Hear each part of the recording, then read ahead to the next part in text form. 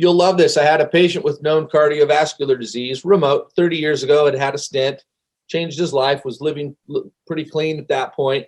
He had been on a statin for 30 years and his cholesterol was still elevated, right? And so when he came to me, we checked him. Obviously, his testosterone was low, his thyroid was suboptimal, his DHEA levels were off, his vitamin D was low, everything sucked. He had insulin resistance because he had a fasting insulin that was high.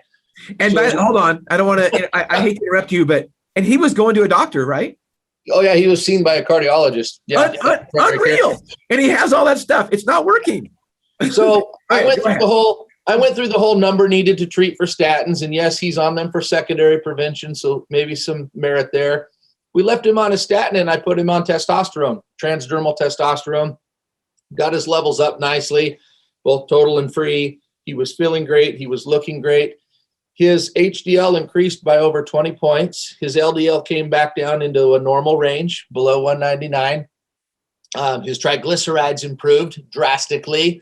And it came down after he'd been on the same statin for 20 plus years.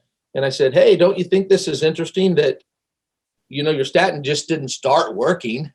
Right. After 30 years, it's what we're doing. And so we should be able to get you off of this. Go ahead and have the conversation with your cardiologist. But if it were me, I wouldn't take it. They had the conversation with the cardiologist. The cardiologist said, well, maybe we just need to try a different statin. Of course. Anyways, it's kind of a humorous story, but it's also a little bit sad. It is. I mean, we really shouldn't be laughing about it. We should be crying about it because that unfortunately is a typical reaction. Right. Oh, well, okay, that statin's not working. We'll just use another one. Okay. And what we did was interventional. Yes, it was a study of one, but we put him on an intervention and we followed his baseline labs to his 3-month and 6-month follow-up. And he had a reduction in his cholesterol for the first time in 20 plus years.